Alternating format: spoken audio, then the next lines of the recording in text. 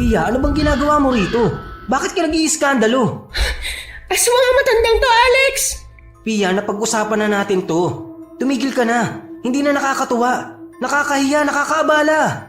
Ayaw mo maniwala sa akin? Halika, tingnan mo ang loob ng bahay niya. Tingnan mo yan. Tingnan mo ang altar niya. May picture at pangalan ko. Yung mga kandi-kandila niyang yan. Pati na rin yung simbolo at patay na manok na yan. Ano ibig sabihin yan, ha? O sige nga, Alex. Ngayon mo ipagtanggol sa akin ng matandang yan. Ngayon mo sabihin na hindi siya aswang. Kilala ang kasabihan na do not judge a book by its cover.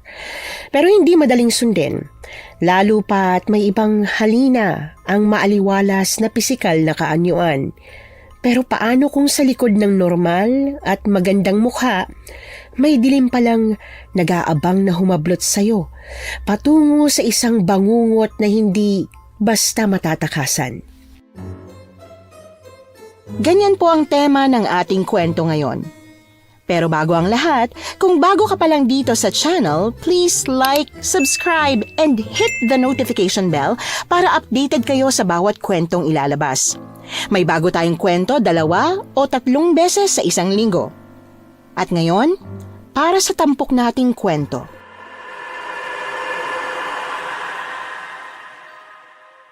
Hindi ko alam sa inyo, pero ako, aaminin ko na kapag kakaiba ang asta at kilos ng isang tao, parati ko silang pinagdududahan.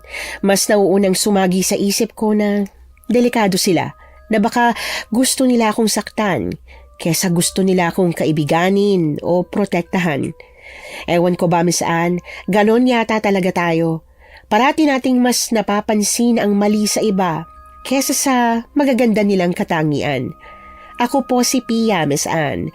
48 years old na po ako ngayon at ang kwento po naming mag-asawa'y nangyari noong bagong lipat lang kami sa probinsya ng asawa ko na kilala na pugad ng aswang. 159 po lahat, ma'am. Initin ko po ba? Nasa cellphone pa rin ang buong atensyon ng customer ni Alex nang tumanguyon sa kanya. Binuksan niya ang kahera. Inabot ang sukli saka sinalang sa microwave ang pagkain. Paggilid ng customer, kinakabahan at kumakabog ang dibdib na lumapit ako sa dati kong kasintahan. Magandang gabi po. Alex! Pia! May free time ka ba? Kahit saglit lang, mga 5 minuto. May kailangan lang ako sabihin sa'yo. Importante. Pagtunog ng wind chime na nakakabit sa glass door ng convenience store, napatingin siya sa likod ko. Isang grupo ng kabataan ang pumasok. Sa pag-aakalang customer din ako, pumila sila kasunod ko. Pia! Malapit ka na rin namang matapos sa shift mo, diba? Kalahating oras na lang. Tapusin mo na lang muna to. Sa labas na lang ako. Hintayin na lang kita ron, ha? Sige, salamat. Pasensya na rin sa abala. Tinawag ako ni Alex. Sa porma ng postura niya, parang plano niya pa akong sundan. Pero hindi niya na yun nagawa ng isa-isa ng nilapag ng customer ang mga binibili nila. Mula sa glass wall ng convenience store, kita ko kung paanong aligagat nagmamadali si Alex na matapos ang lahat ng kailangan niyang tapusin. Tuwing susubukan niyang labasin ako, biglang may dumarating na customer. Kung kaya pagkatapos na talaga ng shift siya nakalapit sa akin. Pia! Ano ba yun? Anong ginagawa mo rito? Gabing-gabi na. Hindi ba makakapaghintay ang sasabihin mo sa ibang araw? Kailangan ngayon talaga? Hindi ka ba hahanapin sa inyo? Pupuntahan na lang kita sa ibang araw. Saka natin pag-usapan ang kailangan pag-usapan. Ihahatid mo na kita. Hindi na ako uuwi sa bahay. Hindi na ako pwede ron. Hindi na ako pinapabalik ni kuya. Ayaw niya na ako ron. Ano? Bakit? May nangyari ba? Akala niya ba nagkikita pa rin tayo? Na may relasyon pa tayo? Ayaw niya bang maniwala na pinutol mo na talaga ang lahat ng meron tayo, Pia? Buntis ako, Alex. Buntis ako. Buntis ako at ikaw ang ama. Ba't tahimik ka lang? Ba't wala akong sinasabi? Hindi ka ba naniniwala sa akin? Alex, sa'yo tong batang to. Wala naman akong naging iba. At mas lalong hindi ako ganong klase ng babae, no? Mahigpit akong niyakap ni Alex. Paulit-ulit niyang hinalikan ng noo ko habang ang likod ko'y hinahaplos niya para patahanin ako. Kahit anong pangaalo niya, hindi ko magawang itigil ang pag-iyak ko. Sa'yo to. Anak natin ang baby na to, Alex. Pakiusap, maniwala ka sa akin. Hindi naman kita lulukuhin eh. Hindi ako ganon. Wala akong naging iba. Alam ko. Pia, alam kong akin ang baby na yan. Sorry, nagulat lang ako. Nagulat? Ilang beses tayong nang walang proteksyon? Hindi mo naisip na may tsansang may mabuo tayo? Hindi yun ang ibig kong sabihin. Hindi ko inaasahan pero masaya ako. Masaya ako. Gusto ko to. Pananagutan kita. Pananagutan ko ang baby natin. Ako ang bahala. Paano? Hindi pa nga tayo graduate. Gusto ko makagraduate. Marami pa akong pangarap sa buhay. Paano kung... May kung anong bumabara sa lalamunan ko. Hindi ko masabi ng diretso ang gusto kong iparating. Bagaman hindi ko yun maisasalita, masama niya akong tiningnan. Para bang hindi niya ako mapapatawad sakaling gawin ko nga sa anak namin ang bagay na hindi ko masabi-sabi. Gusto mong ano? Hindi ako papayag. At isa pa, kasalanan sa Diyos ang gusto mong gawin. Hindi naman ako iyakin. Pakiramdam ko, kasalanan ng hormones gawa ng pagbubuntis ko kaya konting kibot, naiiyak na agad ako. Sinuyo na naman ako ni Alex. Mahina niyang pinisil-pisil ang kamay ko. Kahit anong kuyumos niya ron para sa atensyon ko, hindi ko siya magawang tingnan agad. Pia, tumingin ka sa akin. Hindi natin gagawin ang naiisip mo. Oo, siguradong mahihirapan tayo. Pero hindi mo ipapalaglag ang baby natin. Ang anak ko. Hindi ko kaya mag-aral habang buntis ako, Alex. Wala rin akong experience sa pagtatrabaho. Nabitin sa lalamunan ko ang samot-saring dahilan ko nang paulit-ulit niyang tinapik ang dibdib niya. Alam ko. Kaya nga ako nang bahala sa iyo eh. Sa atin. Pia, nagtiwala ka na sa akin nung pinagkatiwala mo sa akin ang sarili mo noon. Kailangan ko na magtiwala ka ulit na kaya natin to. Na kaya kong buhayin ang magiging pamilya natin. Pero paano nga? Anong plano mo? Anong gagawin mo? Imbis na bigyan ng sagot ang pagkarami-rami kong tanong, hinila niya akong patayo sa bench. Kinuha niya ang shoulder bag ko at siya na ang nagdala. Umuwi na muna tayo. Doon na lang tayo mag-usap sa bahay. Nang mapansin ko ang paglinga-linga niya, sunod-sunod kong hinila ang t-shirt niya dahilan para mapatingin siya sa akin. Pinalayas ako ni Kuya na walang dalang kahit na ano, pati cellphone ko kinuha niya. Siya naman daw kasi yung bumili at nagbigay ng mga gamit ko. Sorry, sarili ko lang talagang dala ko. Bibilhan kita ng pamalit. Yung phone ko iiwan ko na lang sa'yo para may mapaglibangan ka pa rin pag wala ako sa bahay. Alex? Bakit? Salamat Pasensya na rin sa nangyari. Alam kong tapos na tayo at nagmo-move on ka na. Move on? Oo, nagmo-move on. Bakit? Hindi ba? Oo, hindi. Hindi ako nagmo-move on sa'yo. Wala akong balak. Hindi lang kita ginugulo. Pero hindi ako nagmo-move on. Ang gusto ko lang makatapos ka muna at makahanap ng magandang trabaho. Plano ko sana na pagkarapat dapat na ako para sa'yo, saka kita babalikan. Pinili kong tahimik na magsumika para sa future ko. Nang sa ganun, hindi na ako maliitin ng kuya mo. Para sana di kanya itago sa akin at ipagdamot. Bigla siyang tumigil sa pagsasalita. Tumingin siya sa tiyan ko na may maliit ng baby bump na kanina hindi niya agad napansin. May ngiting inabot niya yon sa kadahan-dahang hinaplos. Ngayong may parating na tayong baby, magiging pamilya na tayo. Mas lalo ako magsusumikap. Promise, Pia. Gagawin ko ang lahat para sa'yo at sa magiging anak natin. Mabilis na lumipas ang 1 buwan mula nung nagsama kaming dalawa. Samot-saring racket ang kinuha ni Alex para matustusan ang pag-aaral niya at pangangailangan namin sa bahay. Dinoble o baka nga tinriple pa niya ang sipag niya, pero hirap na hirap pa rin kami. Kahit anong pagsusumikap niya at pagtutulungan naming dalawa, parang hindi pa rin sapat. Mahal, andito na ako. Dala ko yung pansit malabo na gusto mo. Paglabas ko ng kwarto, naabutan ko siya sa may lababong kumukuha ng plato. Tumigil siya at nakangiting tumingin sa akin bago lumakad sa lamesa. 2 na ang binili ko. Baka kasi mabitin ka kapag isa lang. Totoo ba? Mahal, ang seryoso mo naman. Kinakabahan ako sa tingin at tono mo ah. May kasalanan ba ako? Ano, luluhod na ba ako? Alex, hindi ako nakikipagbiroan sa'yo. Alam mo kung anong tinutukoy ko, kaya magsabi ka na. Totoo bang nag-drop out ka sa university? Nang matahimik siya, mas lalong gumuhit ang galit sa mga mata ko. Nang hihina akong sumalampak sa sahig na parabang naubusan na ako ng lakas nang marinig ko ang tahimik niyang kumpirmasyon. Napatakip ako sa mukha ko't hindi na napigilang mapaiyak na naman. Mahal, magpapaliwanag ako. Hindi na kasi kaya ng oras ko na pagsabahin lahat.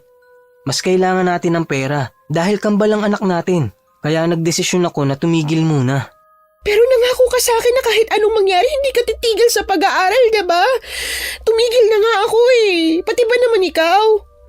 Alex, graduate ka na dapat kayong taon. Kunti na lang eh. Nasayang pa dahil dito.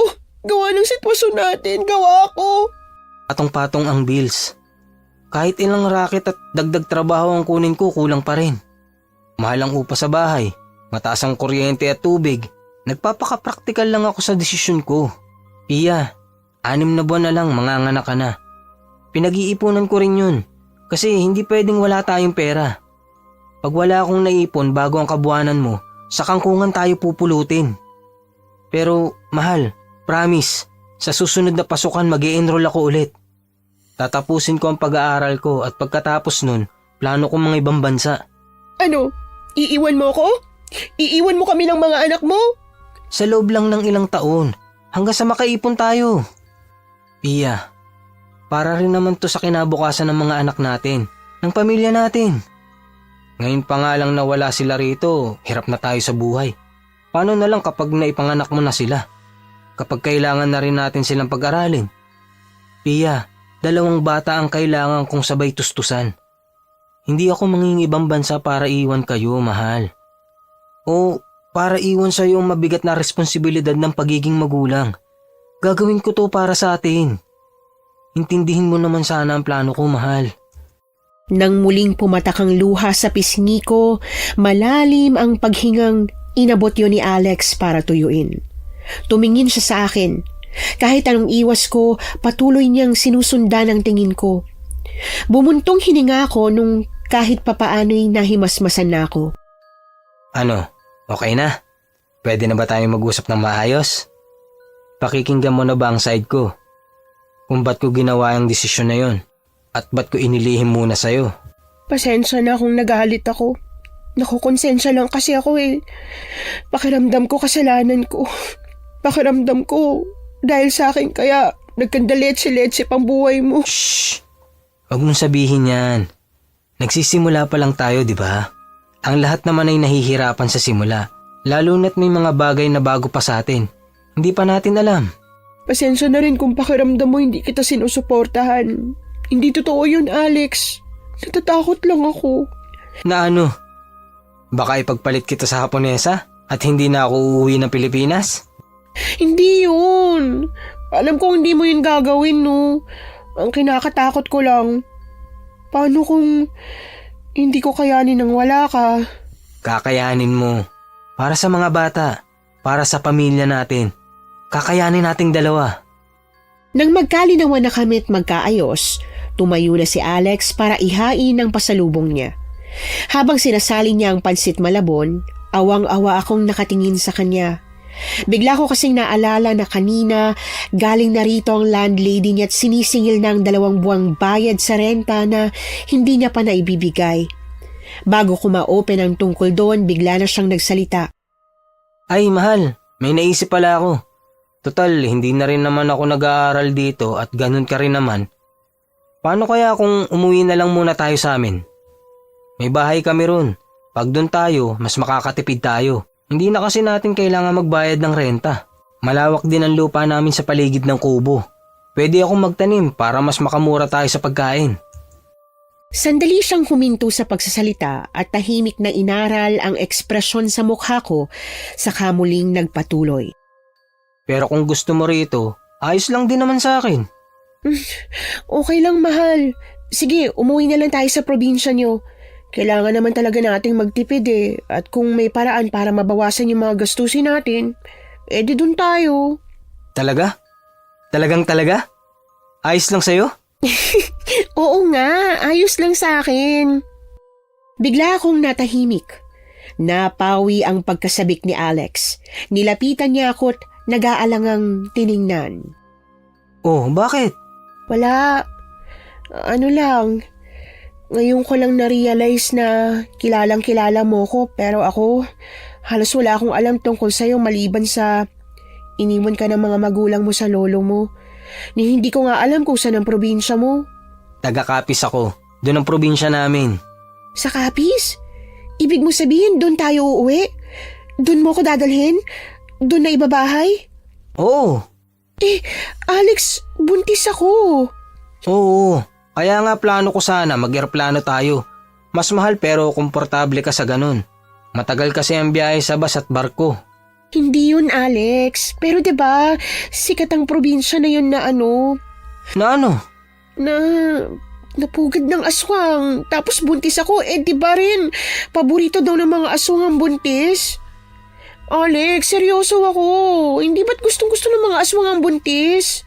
Mahal, wala yun. Hindi yun totoo. Kwento-kwento lang ang lahat ng naririnig niyong Manileño tungkol sa probinsya namin. Tubong Capiz ako. 2 dekada ako ron. Doon ako lumaki at nagkaisip.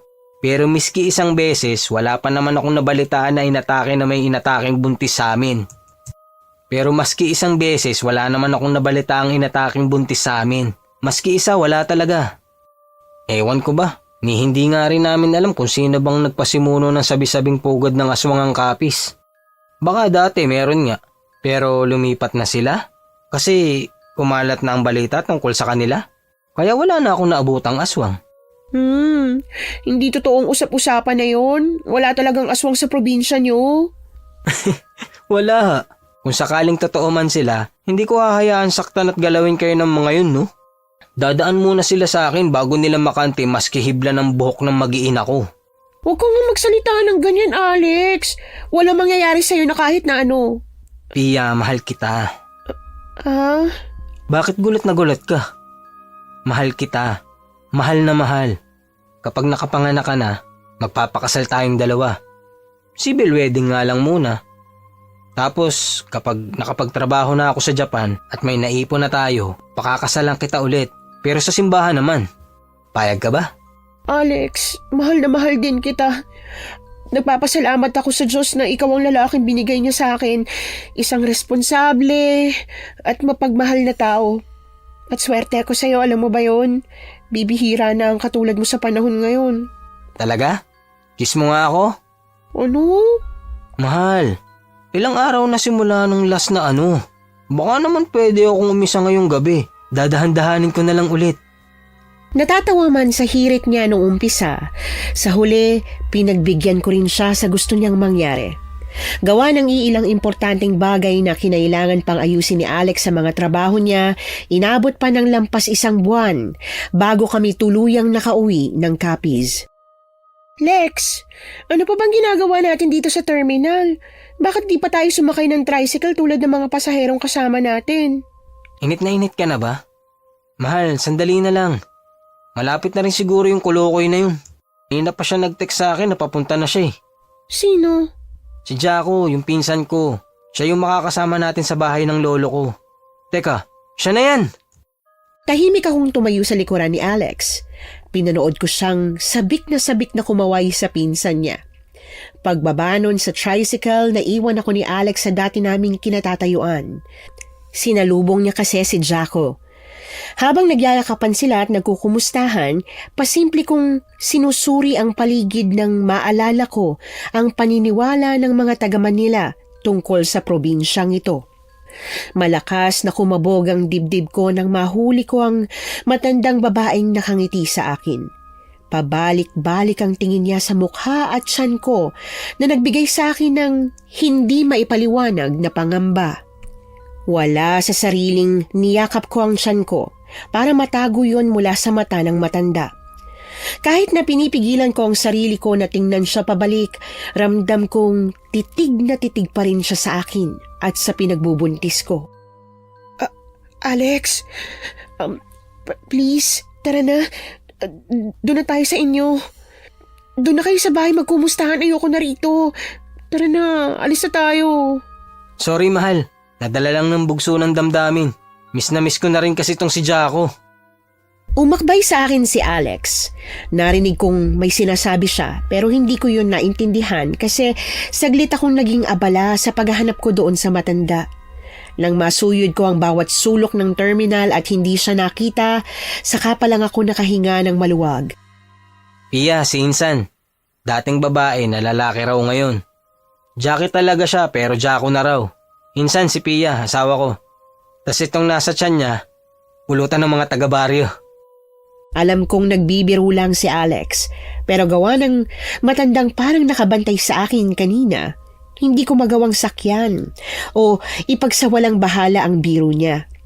Imbis na masapok o masampal siya, hindi na lang ako kumibo. Nawala lang ang simangot sa mukha ko nang maglahad ng kamay si Jaco. Kumusta, Pia? Huwag kang mag-alala. Pinuno ko ng pangontra ng aswang ang bahay.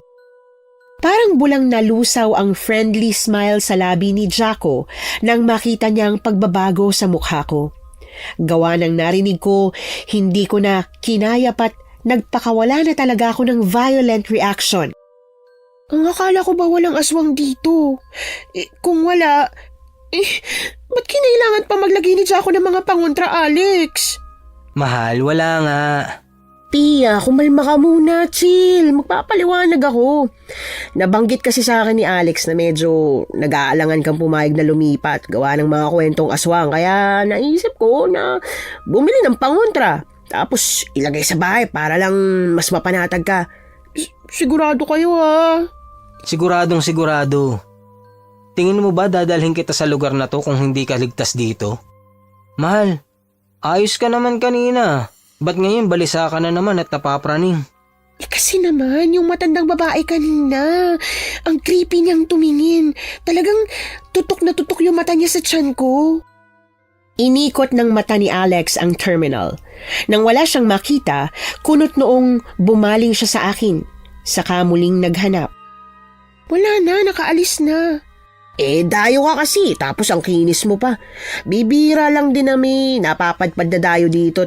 Hindi ko alam kung paano ka masasanay pero matatagalan pa bago tumigil ang mga tao na titingin sa'yo pag mapapadaan ka.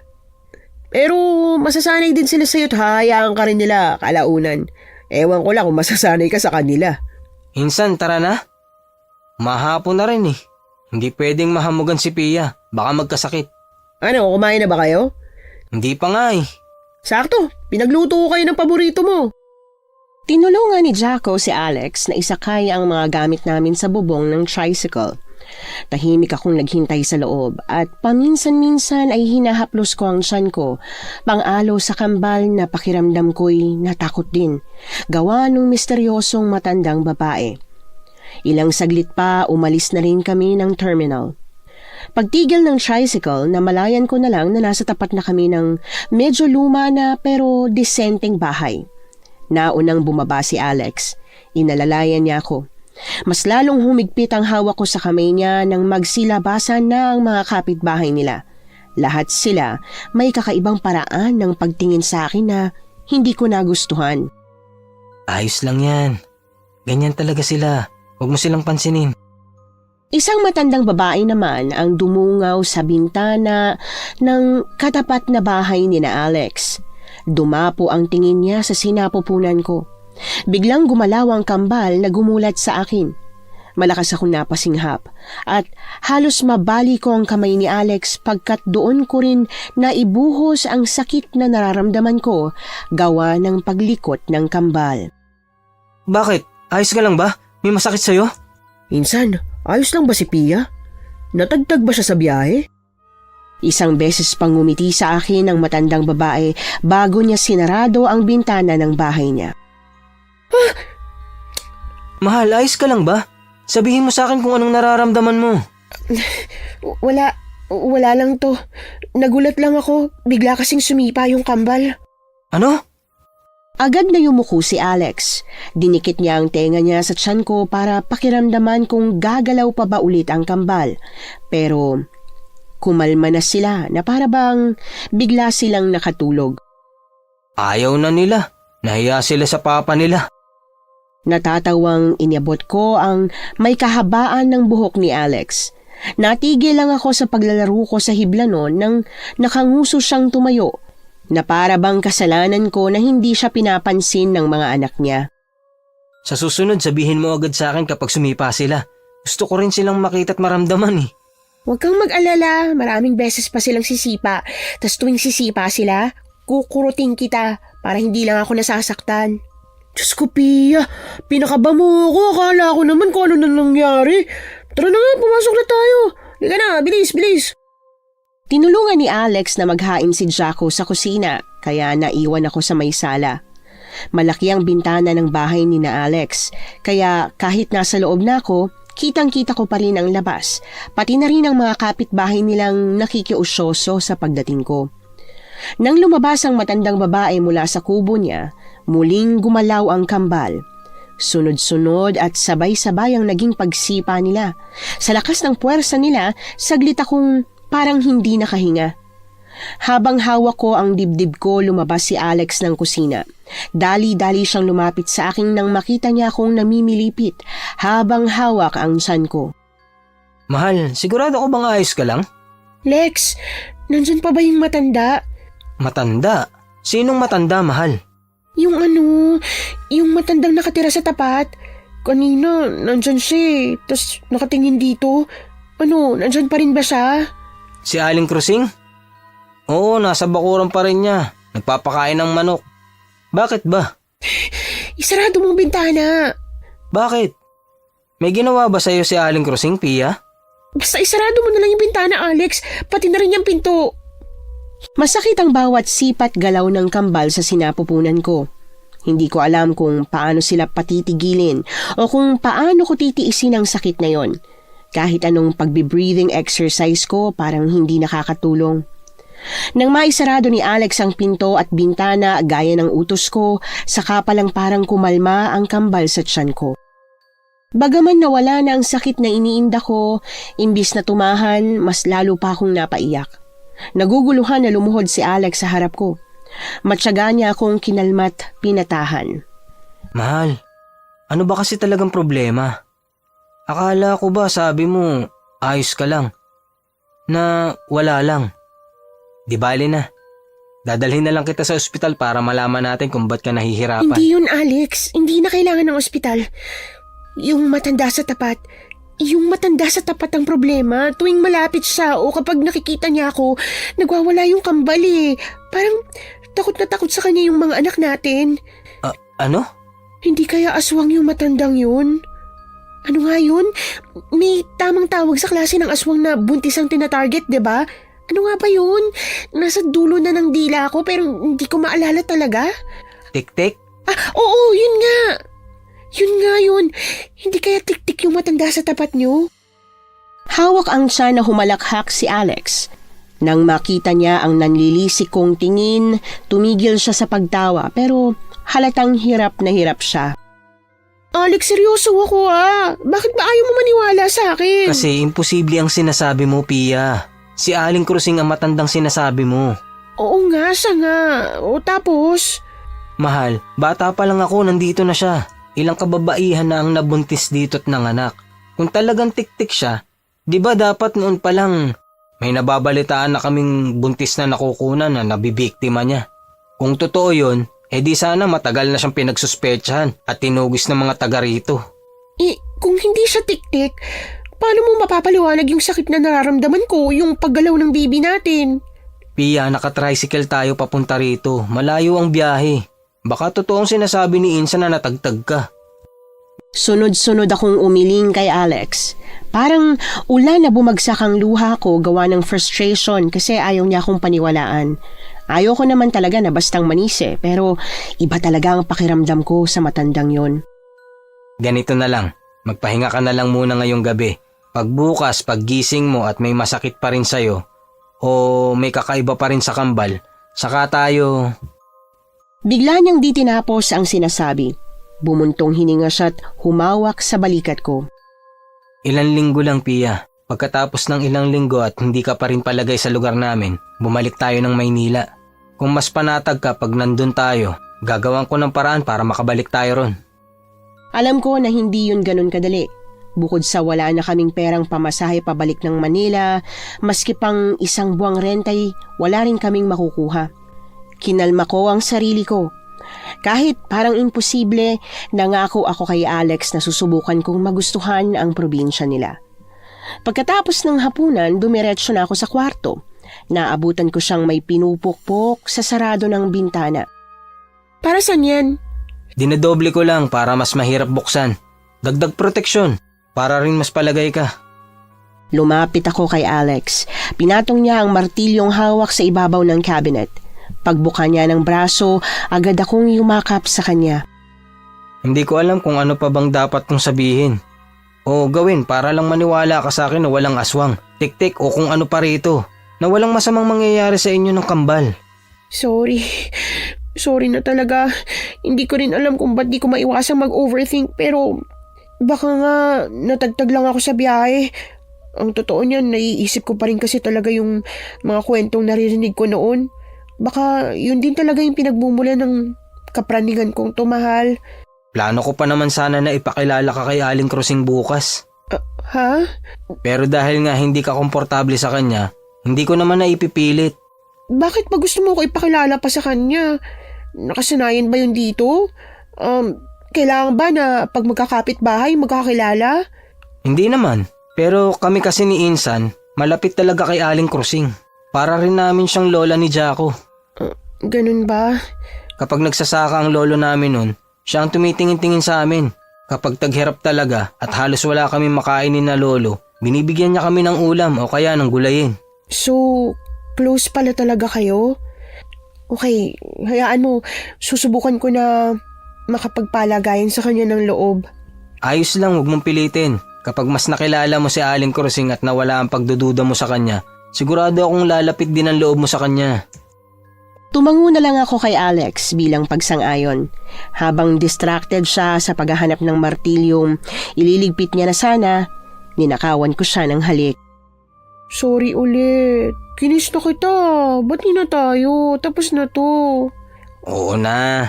Hindi naman ako galit eh. Medyo napofrustrate lang din. Hindi dahil sa parang nag-iinarte ka, kundi dahil hindi ko alam kung paano ko mapaparamdam sa'yo na safe ka talaga rito. Opo na, safe na kung safe. Susubukan kong wag nang pagdudahan si Aling Krusing, tsaka yung iba niyo pang mga kapitbahay. Sige, pero dito ka muna. Ipag-iigib muna kita sa poso para makaligo ka na. Tatawagin na lang kita pag okay na. Okay, bilisan mo Nalalagkit na rin kasi ako eh. Hindi tulad sa Manila na maingay pa rin kahit hating gabi na, sa probinsya ni na Alex, nakabibingi na ang katahimikan kahit na 7:00 pa lang ng gabi. Pagkatapos ng ilang saglit na pangingialam sa mga gamit sa kwarto, binuksan ko ng mga bag namin. Isa-isa kong nilabas ang damit namin. Habang kumakanta at inaayos yon sa lumang aparador, may kung anong ingay ng hayop mula sa labas ng bintana ang pumukaw sa atensyon ko. Hawak ang hanger na gawa sa kahoy, dahan-dahan akong lumapit sa bintana para i-check kung tama ba talaga ang dinig ko. Sino yan? May tao ba dyan? Hindi ko maipaliwanag kung bakit kahit takot na takot ay nagawa ko pa ring buksan ang nakasaradong bintana. Ganon na lang ang pagkunot ng noo ko nang makita ang isang baboy ramo na nakahinto sa mismong tapat. Diretso itong nakatingin sa akin na para bang kinikilatis niya ako o di kaya ay may kung anong pakay siya sa akin. Pia, bakit mo yan binuksan? Gulat kong nilingon ang bagong dating na si Alex. Akala ko kasi may tao, pero wala naman, baboy damo lang. May pagtatanong siyang lumapit sa akin. Bumaling ako sa kung saan ko nakita ang baboy ramo kanina pero wala na yun doon. Ha? Saan na napunta yun? Alex, promise, kanina may baboy damo talaga dyan. Ngayon na ako nakakita ng ganun eh. Itim na itim pala talaga sila, no? Ang cute. Sino kaya may alaga nun? Pwede rin ba tayo mag-alaga ng ganon? Tahimik at mabilis na sinarado ni Alex ang bintana ng kwarto, saka mainit ang ulo na humarap sa akin. Bago ko matanong kung may nagawa ba akong hindi dapat, nabulyawan na niya ako. Pia, pag ganitong madilim na, kahit pa tao o kung ano man yung naririnig mo sa labas, wag mong basta-bastang bubuksan ng bintana o pinto. Bakit naman? Basta sumunod ka na lang. O akala ko ba sabi mo walang aswang dito? Bakit ngayon ganyan ka? Kasi hindi lang naman aswang o tiktik ang dapat natin pag-ingatan. Hindi lang sa Maynila may nanloloob, Pia. Paano kung magnanakaw pala yung narinig mo kanina? Di napasok na tayo. Napahama ka na. May nangyari na sa'yo at sa anak natin. Pasensya na. Ay, naayos ko na yung panligo mo. May mainit na tubig na rin yun. Maligo ka na para makapagpahinga ka na. Sa kalagitnaan ng paliligo ko, narinig ko ang pagdating ng ilang motor. Ilang saglit pa, narinig ko na ang halo-halong boses ng lalaki. Base na rin sa naging takbo ng pag-uusap at kumustahan nila, mabilis kong napagtanto na lahat yon kaibigan ni Alex. Gusto ko man sumama pero yung nobya ko kasi, hindi ko siya pwedeng iwan dito. Ayoko siyang iwan at nag-a-adjust pa yon. Naninibago pa ba? Pagpasok ko ng kwarto, mas naging malinaw pa sa pandinig ko ang pinag-uusapan ni na Alex. Sa may bintana ng kwarto kasi sila nag-uusap. Pagkaraan ng ilang saglit, narinig ko ang pagbukas ng pinto. Kumakamot sa ulong nagpakita sa akin si Alex. Yung mga kaklase ko nung high school nasa labas. Yung isa kasi naming kaibigan aalis na papuntang US sa Sabado. Kaya may padispedida, niyayayaan nila ako. Sumama ka. Ayos lang sa akin. Matagal mo na rin naman silang hindi nakasama, diba? Pero kasi ayoko rin naman kitang iwan dito. Plano ko sana na isama ka na lang. Isang oras lang, uuwi rin agad tayo. Gamitin natin yung tricycle ni Jaco papunta ron. Sa kabilang barangay pa kasi sila. Pero wala pa namang 15 minutos ang biyahe, mahal. Please, pumayag ka na. Saglit lang talaga. Kahit pagod at mas gusto ko na sanang magpahinga na, alam ko na pag hindi ako sumamay, hindi rin tutuloy si Alex, kaya napilitan akong pumayag. Bilang ang mga poste ng ilaw na nadadaanan namin, karamihan pa sa mga yon ay pundi na ang ilaw. Nagsisitaasan din ang mga puno sa paligid at samot-saring huni ang naririnig ko na nakakapagparamdam na naman sa akin ng takot. Kapag pauwi ba, ihahatid pa nila tayo? Baka hindi na. Sigurado akong lasing na ang mga yun pagkatapos eh. Alam ko naman ang dadaanan pabalik kaya walang problema kahit tayo lang. Ba't mo natanong? Tayo na lang mamaya. Yung mga dinaanan natin kanina, halos wala nang ibang dumadaan eh. Bakit? Natatakot ka ba? Mamaya dun ka sa likod umupo para tabi tayo. Dapat pala sinama na lang natin si Jaco. Sinasama ko naman talaga si Jaco eh. Hindi lang siya pwede kasi maaga siya sa kuprahan. Nga pala, sasama ako sa kanya bukas ha. Maaga rin ako aalis. Gawa ng pag-uusap namin, hindi kami agad na nakapasok sa bahay ni na Bards. Bago makasunod, nilabas na kami ni Bards. Tahimik kaming bumuntot sa kanya. Nang ma-realize namin kung ba't nakikipagsenyasan si Bards sa asawa niya, nagkatinginan kami ni Alex. Si Leia, asawa ko. Pipi siya at mahina rin ang pandinig kaya sign language lang ang paraan ng pakikipag-usap sa kanya. Unang nakipagkamay si Alex sa asawa ni Bards. Muling sumenya si Bards kay Leia para ipakilala ko. Tulad ni Alex, naglahad din ako ng kamay kay Leia, pero imbis na tanggapin ni Leia ang kamay ko, mas lumapit siya sa akin. Walang paalam niyang hinaplos ang sinapupunan ko. Dala ng gulat dahil sa ginawa ni Leia, nahampas ko ang kamay niya. Mabilis na umatras si Leia. Nagtago siya sa likod ni Bards habang ako naman ay mariin na napahawak sa t-shirt ni Alex. Dinaan na lang sa tawa ni na Alex at Bards ang biglaang pagbigat ng paligid gawa ng nangyari. Pia, pagpasensyahan mo ng asawa ko ha. Promise, wala naman siyang kung anong plano sa pinagbubuntis mo. Natuwa lang to. May sakit kasi si Leia. Gawa nun, hindi siya pwedeng magbuntis. Kaya sa tuwing nakakakita siya ng nagdadalang tao, nai-excite siya. Para akong nabunutan ng tinik matapos kong marinig ang paliwanag ni Bards. Nilapit ni Bards ang mga labi niya sa tenga ni Leia para bumulong. Lumamlam ang tingin ni Leia sa akin. Yumuko siya sa kasumenya sa amin ni Alex. Sorry raw. Paano mo naman nalaman na nagsusorry siya? May konti akong alam sa sign language. Konting-konti lang. Pero yung pinaka-basic lang. Ganun ba? Ang dami ko talagang hindi alam tungkol sa'yo, no? Lumayo ako ng konti kay Alex.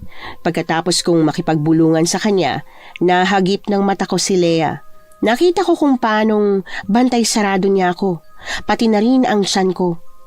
Gusto ko man na wag nang bigyan ng kahit na anong kahulugan ang kinikilos niya kasi nakapagpaliwanag na si Bards kung ba't ganun mag-react si Leia, nabahala pa rin ako't na-weirdohan sa kanya.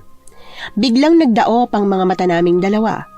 Parang may nakita akong kislot galing doon. Tas biglang parang bulang natunaw ang lahat ng pag-overthink ko. Pasensya na rin pala, hindi ko sinasadyang mapalo ang kamay niya. Nagulat lang ako. Hindi kasi ako sanay na basta-bastang hinahawakan eh. Lalo na yung tiyan ko. Ayos lang, naiintindihan namin. Pia, sa kwarto namin may aircon at TV. Kung gusto mo, pwedeng dun muna kayo ni Leia sa loob habang nagiinuman kami rito sa labas. Tuwang-tuwang hinawakan ni Leia ang kamay ko. Hihilahin na niya sana ako papasok ng kwarto nilang mag-asawa nang hawakan din ako ni Alex. Pagtingin ko sa kanya, umiling siya sa akin. Dito ka lang. Dito ka na lang. Gusto ko yung nakikita kita. Pero sa kwarto lang naman kami. Wala naman kaming ibang pupuntahan. Magkukwentuhan lang kami. Magkukwentuhan? Kayo ni Leia? Paano kayo magkukwentuhan hindi naman siya nakakapagsalita? Alex! Bards, Leia, sorry. Hindi, ayos lang. Tama rin naman si Alex. Di nga rin kayo magkakaintindihan ni Leia. O sige na, dito na lang kayo. Makinig na lang kayo sa pinagkukwentuhan namin. Kinuha kami ni Bards ng sarili naming mauupuan ni Leia. Binigyan niya rin kami ng game board na pinagkaabalahan namin ng asawa niya habang nagkukwentuhan naman sila ni Alex at nagiinom. Ano? Nagtawanan si Bards pati na rin ang dati nilang mga kaklase. Binibiro lang kita. Napaka-nervyoso mo pa rin pala. Alam ba ng nobya mo na duduwag-duwag ka? Hindi Hindi na. Dati lang yun. Ngayon, mas matapang na ako, mamen. Basta yun. 5 taon na simula nung huling nagkaroon ng buntis sa buong barangay nyo dito. Sa tagal nang walang nagbubuntis sa atin, nakakapanibagong makakita ng babaeng lobo ang tiyan. Ilalapag ko na sana ang barahang nilalaro namin ni Leia at matatalo ko na siya nang marinig ko yun. Gaya ni Alex, natigilan ako at napabaling kay Bards. Parehas kaming na-curious. 5 taon? Bakit ang tagal nang wala? May nangyari ba? May dapat ba akong malaman? Wala naman kasing nabanggit si Jaco na may ganito pala rito. Nangyayari? Gaya ng ano? Dinadali sila ng tek-tek? Huwag mong sabihin sa akin sa tagal mo sa Maynila. Naniniwala ka pa rin sa mga paniniwala ng mga tao ron tungkol sa probinsya natin. Tumawa na naman ang mga kaibigan ni Alex. Inabutan na siya ng bagong tagay pero hindi niya yun magawang inumin. Mas nangingibabaw pa rin ang kagustuhan niya na malaman kung ano bang nangyari sa kanilang lugar sa nakalipas na 5 taon na wala siya rito. Alex, kumalma ka nga. Mamaya pati si Pia matakot na rito eh. Walang mangyayari. Sadyang wala na lang mga dalagang natitira dito. Madalas kasi lumuluwas na sila ng Maynila para sa oportunidad doon. Doon na din sila nabubuntis. Alam mo naman ang mga umaalis sa lugar natin, hindi na bumabalik. Ikaw pa lang ulit nang bumalik. Himala nga eh. Akala namin di ka natatapak dito. Sinong huling nabuntis dito? Yung asawa ni Mike. Kaso nakunan habang tulog. Alam mo, kawawa ngayon eh. Hindi niya kinaya yung nangyari sa anak nila kaya nabaliw yung asawa niya. Tapos si Mike, ewan. Basta umalis na lang. Hindi namin alam kung saan na napunta. Ha? Ano ba yun? Kapag nanganak si Pia, pwede bang kunin mo kaming ninong at ninang ni Leia? Tagal nang gusto ni Mrs. ng baby eh. Plano sana namin mag-ampon kaso lang. Ayun nga, wala rin naman kaming batang maaampon dito. Sige ba? Walang problema. Basta sagot niyo ang lechong baboy sa binyag ng anak namin ha? Ayun lang ba? Sus, maning-mani. Oo naman, kahit dalawahin ko pa yan. Nang mapunta sa binyagan ang takbo ng pag-uusap ni na Alex at Bards, nakalimutan na namin yung naungkat na sikreto ng dalawang barangay. Lalong napasarap ang inuman nilang magkakaibigan, pero nang makaramdam si Alex na tinatamaan na siya, nagpaalam na siya kay Bards na uuwi na kami. Anong sinasabi ni Lea, Bards? Gabi na raw at nakainom na si Alex. May isa pa namang kwarto sa bahay. Kung gusto nyo raw, dito na kayo matulog at bukas na lang ng umaga umuwi. Ngumiti sa akin si Lea. Kung ako lang ang masusunod, ayos lang sa akin na dito na magpalipas ng gabi. Pero sa di malamang dahilan, ayaw ni Alex. Mailap siya kay Lea. Kulang na nga lang, harap-harapan niya akong bilinan na huwag kaibiganin ang asawa ng kaibigan niya. Magkakape na lang ako, Bards. Pasensya na, pero ayos lang ba? May kape ba kayo? Hindi naman ako ganun kalasing. Kapag nakapagkape na ako, mawawala rin tong tama ako. Umiling si Lea kay Bards. Mariin niyang hinawakan ng damit ng asawa. Halatang uminit ang ulo niya at ayaw pumayag na hindi masusunod ang gusto. Nagulat ako nang bigla na lang hawakan ni Alex ang braso ko. Kulang na lang, kalad ka rin niya ako palabas ng bahay ni na Bards. Tiya, halika na. Uwi na tayo. Kaya ko pa naman talaga magmaneho eh. Humawak din si Lea sa braso ko. Pinigilan niya si Alex na hilahin ako palabas ng bahay. Nakipagsukatan siya ng tingin kay Alex. Sa takot na baka magpang-abot ang dalawa, pilit akong pumagitna. Ayos lang sa akin na dito na tayo magpalipas ng gabi, Lex. Mukha namang nag-aalala lang talaga si Lea eh. Hindi, Pia. Uwi tayo. Ako ang padre di pamilya. Kaya dapat ako masunod. Pag sinabi kong uuwi tayo, uuwi tayo. Alex, sandali lang naman. Bitiwan mo ako. Nasasaktan ako. Parang biglang nahimasmasan si Alex gawa ng reklamo ko. Tiningnan niya ang braso ko't agad na niluwagan ang pagkakahawak niya sa akin. Mahal, hindi ko alam. Hindi ko sinasadya. Hindi ko alam kung bakit. Umuwi na nga tayo. Nakakahiya na rin kina Lea. Halika na. Kumalas ako kay Alex. Hinarap ko ang nag-aabang na si Lea. Maging ako'y nagulat nang bigla ko na lang siyang niyakap. Hindi ko naman kasi ugaling makipag-physical contact. Kung anong bigat ng pakikitungo ni Alex kay Lea, siyang gaan ng loob ko sa kanya.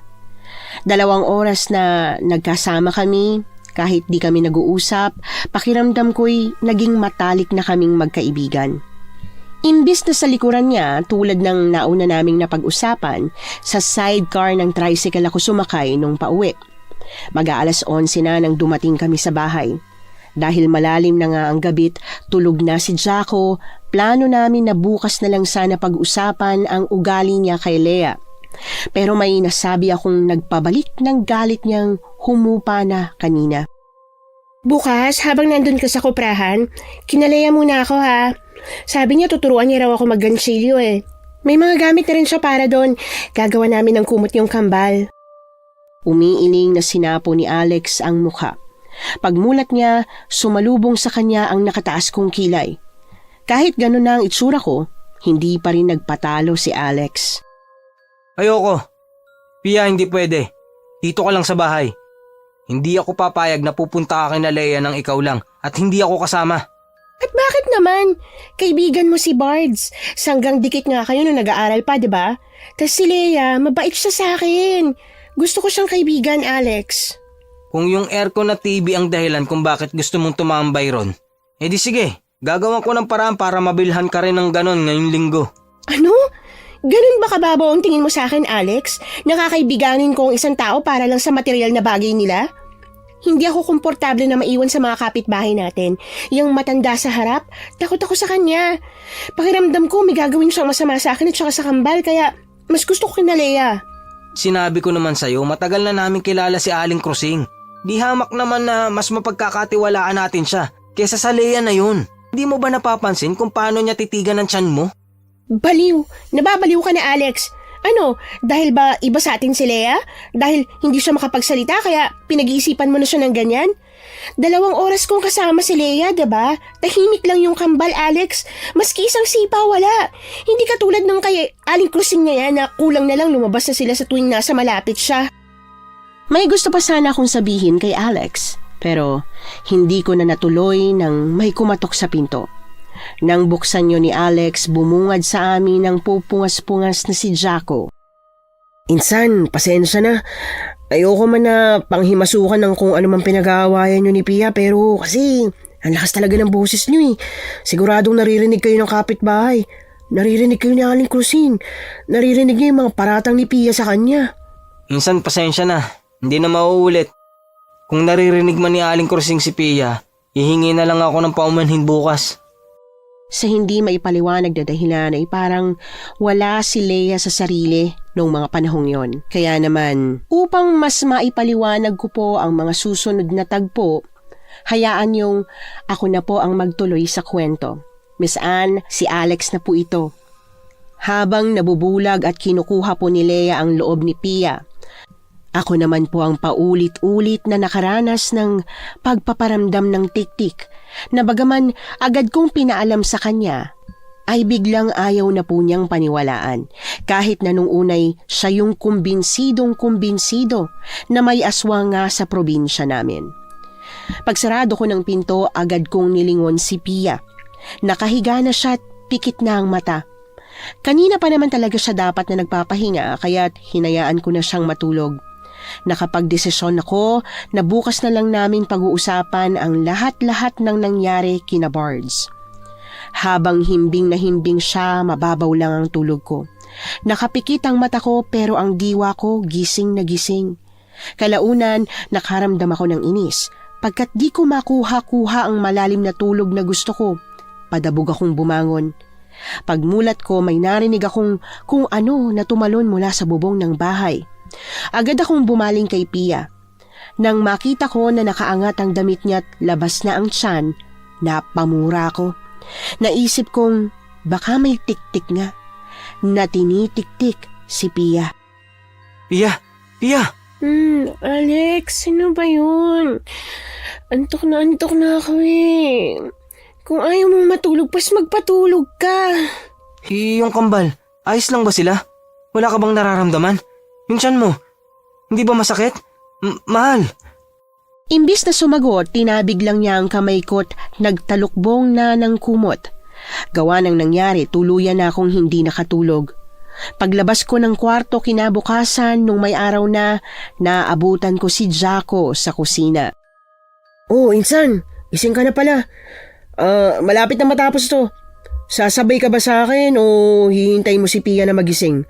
Pero kasi kailangan natin umalis ng maaga eh. Alam mo ba kung ano nangyari kay Mike at sa asawa niya? Si Mike, yung kaklase niyo ni na Bards. Bakit mo naman siya natanong? Totoo bang asawa ni Mike yung pinakahuling nabuntis dito? Sa pagkakaalam ko, oo. Pagkatapos kasi nung nangyari kay Ana, nagkaroon ng haka-haka dito tungkol sa tik-tik. Paano kasi, yun din ang pinagsasabi ni Ana na hindi raw siya nakunan, kundi nabiktima ng tik-tik. Ano? Diyos ko. Jacko naman, may ganito palang kwento, mga nangyari. Ba't naman wala kang sinabi sa akin? Mahinang tumawa si Jacko. Saglit niyang sinali ng bagong kulong barako saka siya humarap sa akin. Paano ko sasabihin halos di tayo nagkakausap nung nasa Manila ka. At alangan namang ikwento ko yun kahapon, hindi na nga mapalagi si Pia.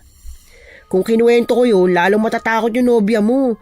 Tsaka, napatunayan naman na hindi yun totoo na yung mga pinagsasabi ni Ana, dala ng pagkasira ng ulo niya gawa nung nangyari.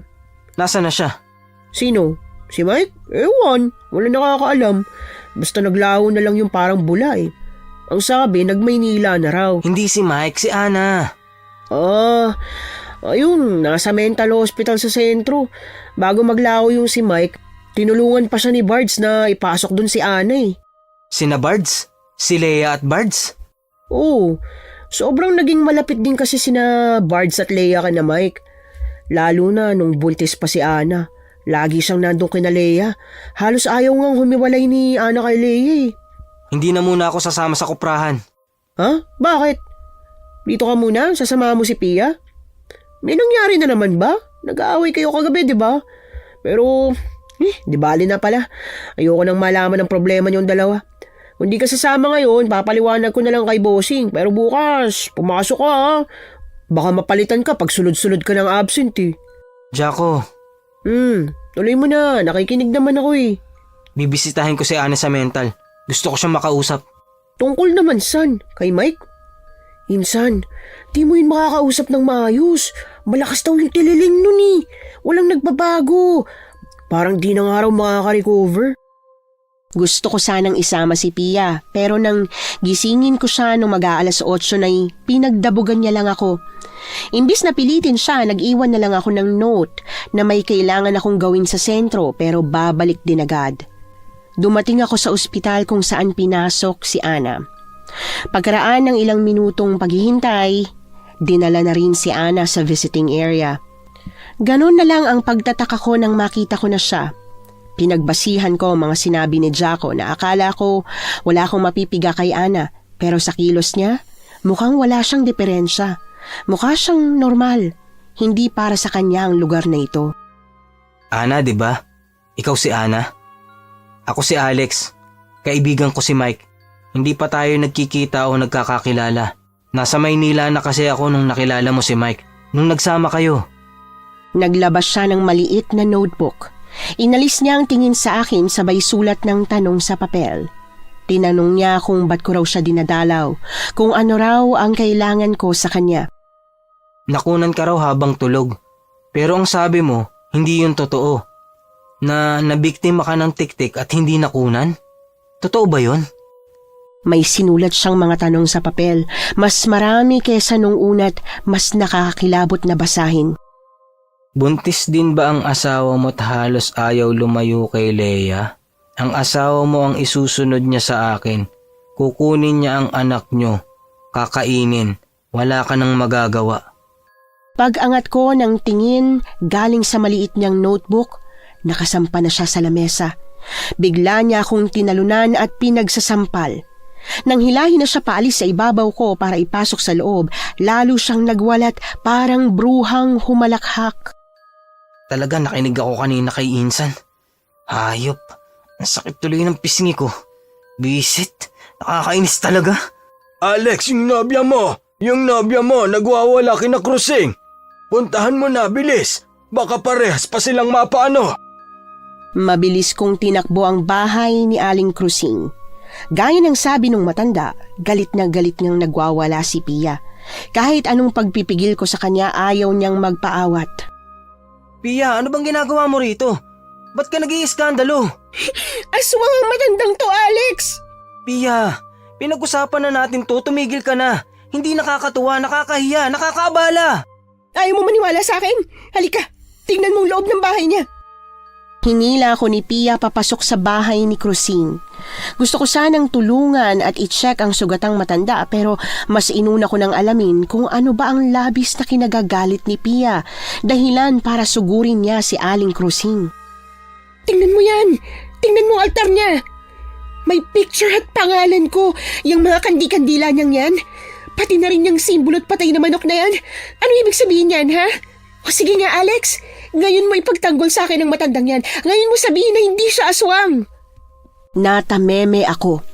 Pabalik-balik kong tiningnan si Pia, ang altar at ang kakapasok lang na si Aling Krusing. Nasa harap na natin ang ebidensya, Alex. Na aswang nga siya pero ayaw mo pa rin maniwala sa akin. Alam mo, Alex, bahala ka kung ayaw mo maniwala. Ha? Kung ayaw mo kaming protektahan ng kambal, ako ang gagawa nun. Malalaki at padabog ang hakbang na bumalik si Pia sa bahay. Imbis na sundan siya, pinili kong tingnan na muna si Aling Krusing. Kilala ko kasi siya. Hindi ako naniniwala na siya yung tiktik. Nakakagulat yung altar niya pero alam kong may paliwanag yon. Kailangan ko lang pakinggan. Alex, iho, alam mo hindi ako aswang kundi isang albularyo. Wala akong ginagawang masama sa asawa mo, Alex. Para mo nagawa makinig ka sa akin. Alex, iho, tumingin ka sa akin. Tingnan mo ang mga mata ko. Kilala mo ako mula pa pagkabata mo't alam mong hindi ako aswang. Alam ko pong hindi. At alam ko rin naman pong albularya kayo. Ang hindi ko lang po maintindihan ay kung ano ang nasa altar. Para saan yun? At bakit may picture at pangalan ni Pia? Ipaliliwanag ko sa'yo kaya makinig ka ng mabuti. Pagtango ko kay Aling Krusing, wala na siyang sinayang na oras. Dinala niya ako sa loob ng kubo. Dumampot siya ng puting kandila. May parang kakaibang mga salita siyang binulong sa kandila. Pagmulat niya, pinahid niya yon sa picture ni Pia sa kasinindihan. Punong-puno ng pagpapasensya niyang pinatulo ang kandila sa isang kutsarat. Nang mapuno yon, ay saka niya ito binuho sa palangganang may tubig. Pagkatapos niyang wisikan ng asin ng tubig sa palanggana, unti-unting namuo ang dalawang figura. Yung isa babae at yung isa pa'y may pakpak at mahabang dila. Kita mo na. Alex, nakikita mo ba? Oho. Pero ano po ba yan? Anong ibig sabihin? Sino po ba ang babaeng yan? Si Pia po ba? Huwag niyo sabihin na siyang Oo, iyo. Si Pia nga yan. Yung isa, yung may mahabang dila, yung tik-tik na nakakabit sa kanya. nakakabit sa kanya? Ano pong ibig niyo sabihin? Aling Krusing, wala ho akong maintindihan. Oho, kagabi may kakaiba. Parang may kung ano sa bubong. Kaso, di ko sigurado kung tik-tik nga yun. Tas ngayon, sinasabi niyong meron nga? Paano nangyari? Sa tagal-tagal ko rito, wala namang ganito dati. Isa pa, kararating lang po namin kahapon. Paanong inaaswang na agad ng ganito ang mag-iina ko?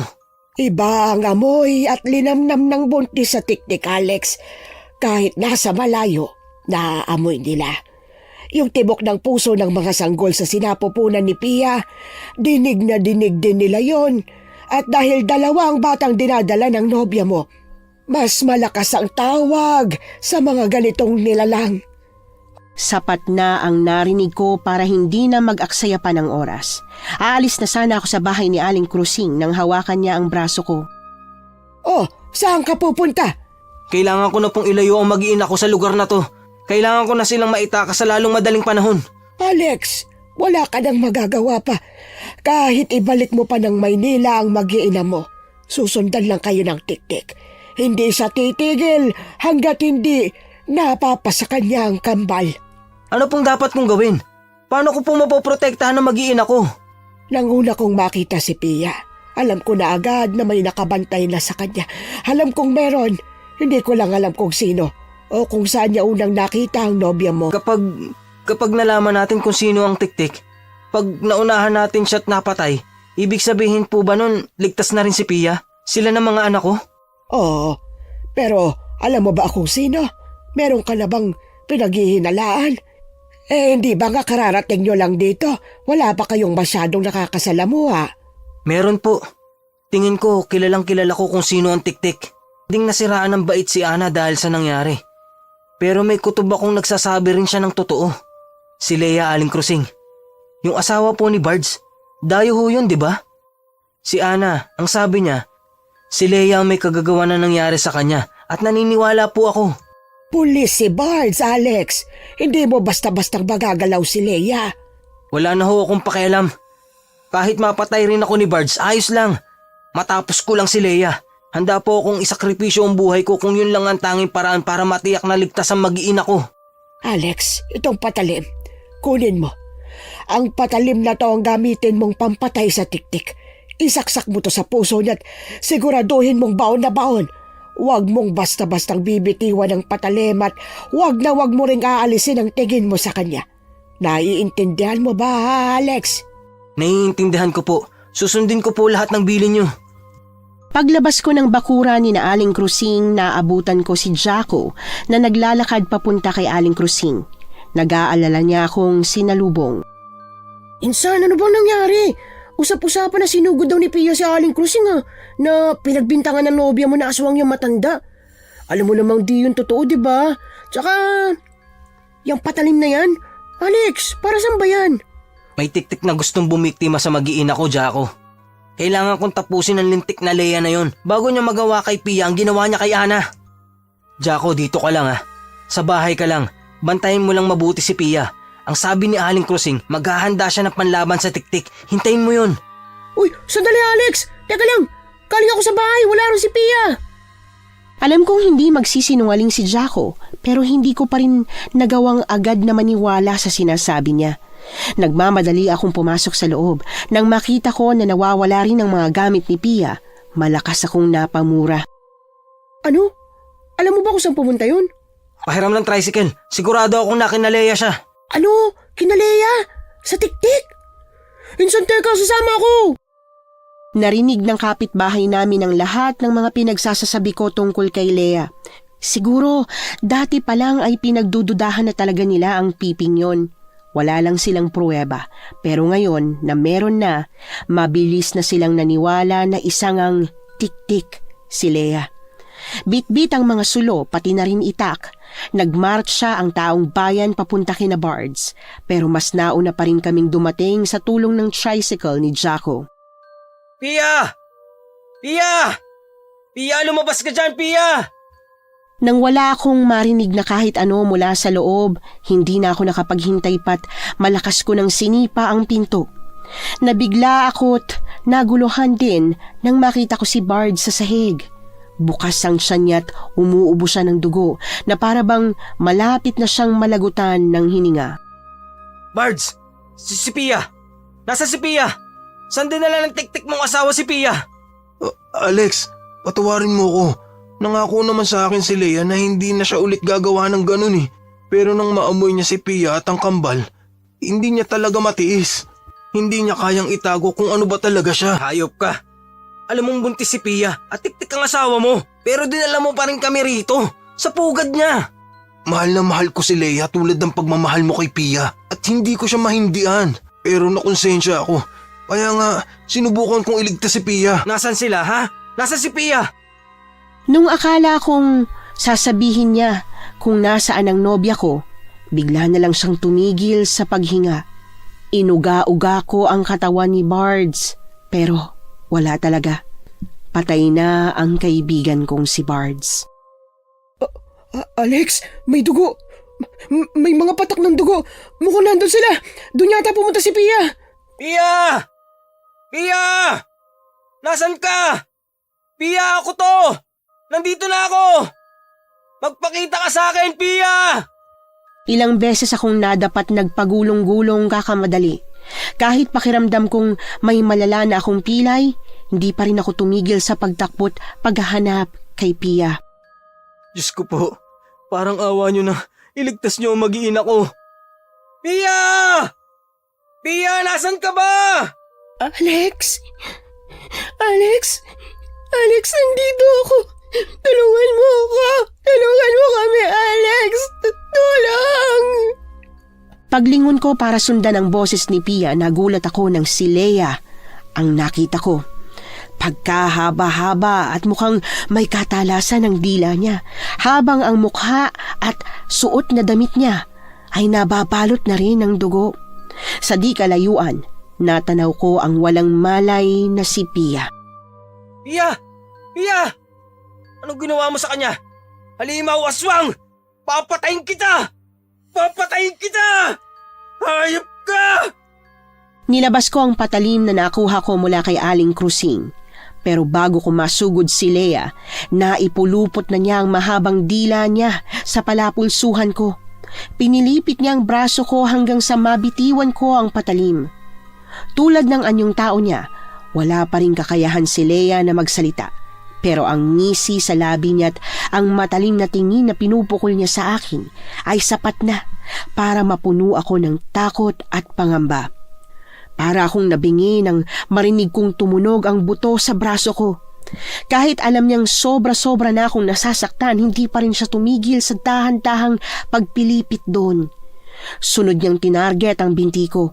Nang masiguro ni Lea na mahihirapan na akong manlaban o lapitan man lang si Pia para maprotektahan, binitiwan na rin niya ako ng mahaba't matalas niyang dila.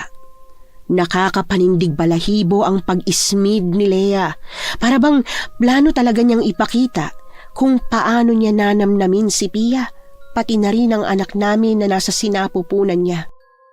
Huwag! Hindi pwede! Hindi mo sila pwedeng saktan! Jaco! Jaco! Jaco, nasan ka? Para mo ng awa, tulungan mo si Pia! Iligtas mo si Pia! Iligtas mo ang mag-iina ko! Gawa ng desperasyon pagkat ayaw ko rin naman na basta na lang sumuko, pilit akong gumapang para lapitan ng walang malay na si Pia. Habang hinihimod ni Lea ang dugong tumutulo sa binti niya'y nagawa ko pang hawakan ang binti ni Lea. Gamit ang natitira kong lakas, hinila ko sa palayo kay Pia. Galit na galit siyang umangil sa akin. Muling bumalot ang dila niya sa leeg ko. Dahan-dahan yung humigpit. Habang unti-unti akong nawawalan ng hininga, mas tumataas ang kurba ng ngiti sa labi ni Lea. Nung oras na yon, wala na akong ibang paraan para labanan siya. Nawala na nga ako ng pag-asa't parang hinihintay ko na lang din na matulad kay Bards. Namalagutan din ang hininga nang biglang may tumamang bato sa ulo ni Lea. Dahil doon, napilitan si Lea na pakawalan ako. Nilingon niya kung sino ba ang nambato sa kanya. Pero nang makitang talo siya ng mga tao sa bilang, dahan-dahan na siyang umatras. Sinubukan pang tumakas ni Lea, pero mas mabilis na nakakilos ang mga tao para paligiran siya. Nasa iba't ibang direksyon sila, kaya wala na siyang ibang mapupuntahan. Pinulot ni Jaco ang patalim na galing kay Aling Krusing at siya na mismo ang tumapos sa tiktik na si Lea at sa lagim na dala niya. Parang musika sa tenga ko nang marinig ko ang malakas na paghiyaw ni Lea habang binabaon sa puso niya ang matalas na patalim.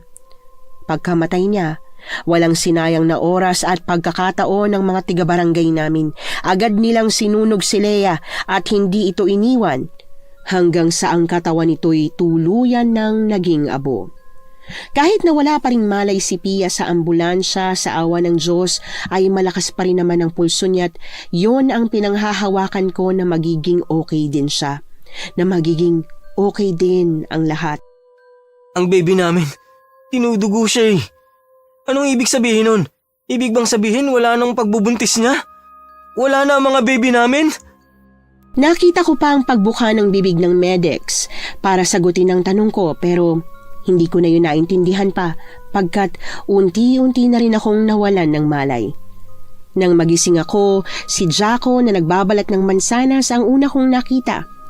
Nang maalala ko si Pia at ang nangyari sa kanya, pilit akong bumangon. Gawa ng mga nagkandabali-bali kong buto, bukod sa hindi ko yun nagawa ng maayos, lalo lang akong nasaktan. Oo, teka lang kasi ang kulit-kulit naman, hindi na nga kaya, pinipilit pa. Jaco, si Pia, ayos lang ba siya? Nasaan siya? Tumingin si Jaco sa kanan.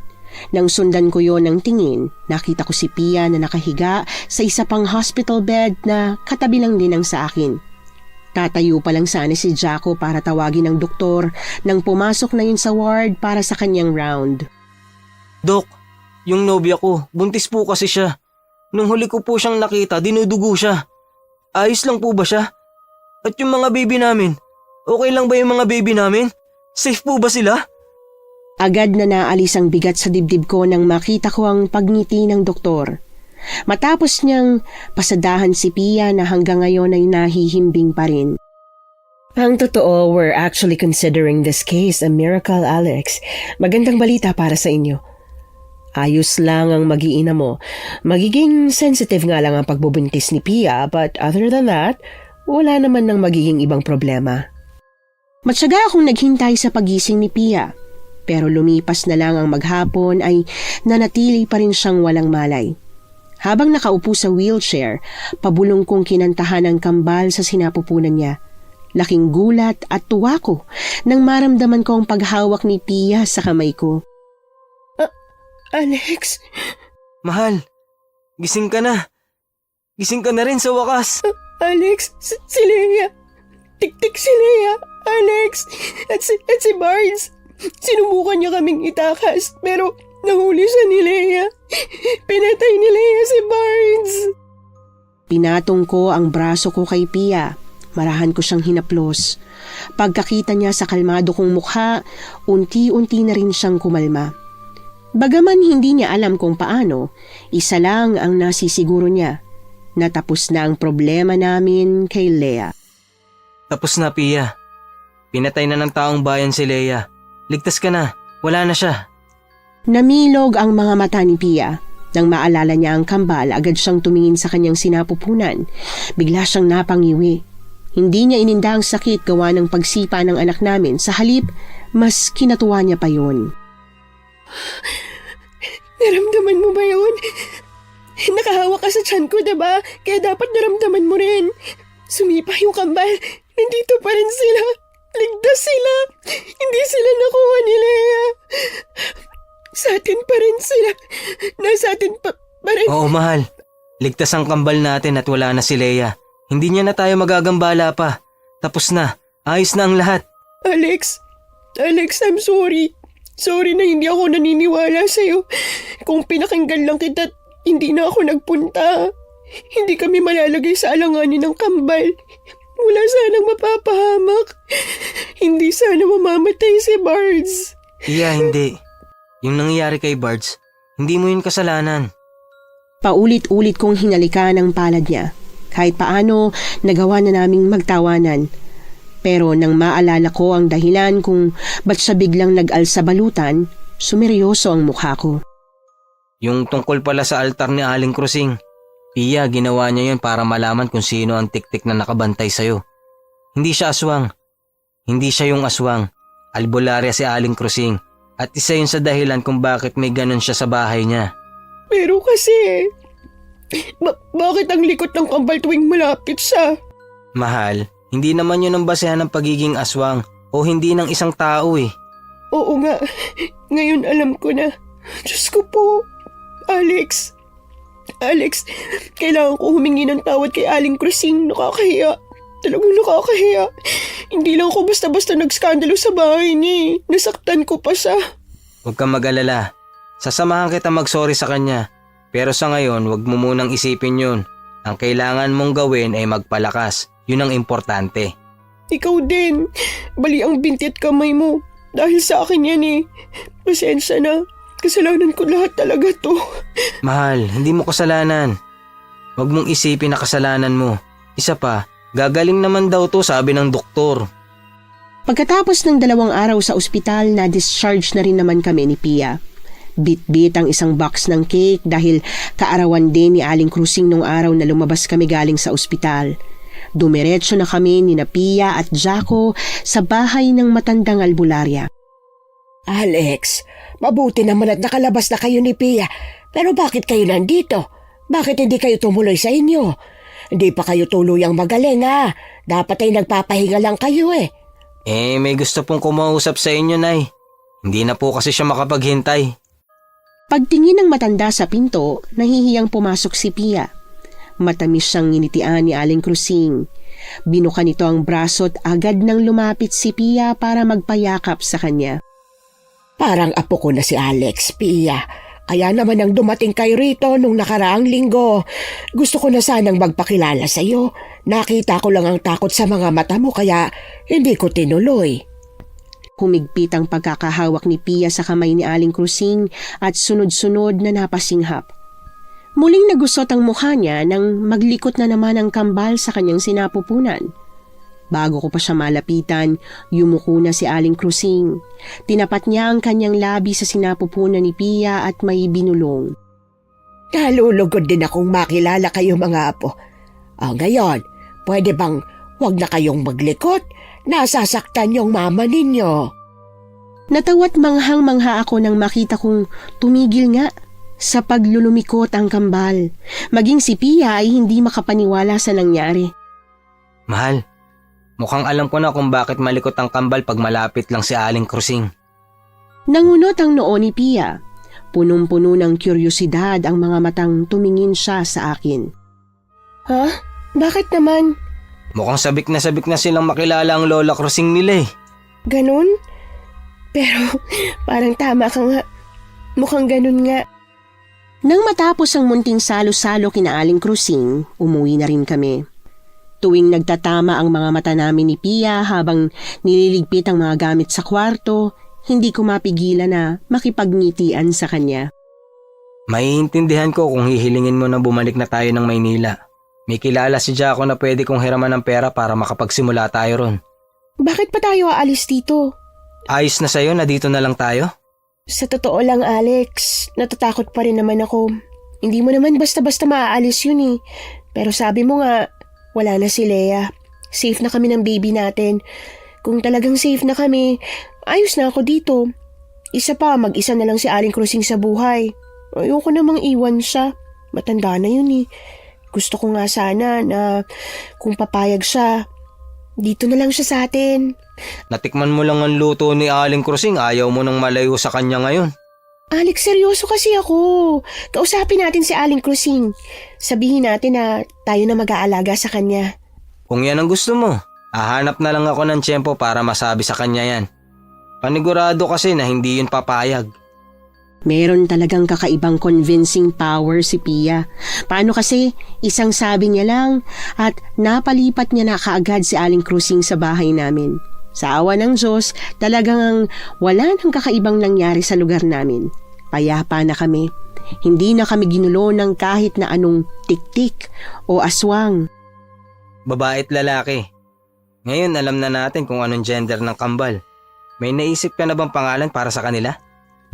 Wala pa. Pero ilang buwan pa naman bago ko manganak eh. Sigurado ko makakaisip tayo bagong kabuanan ko.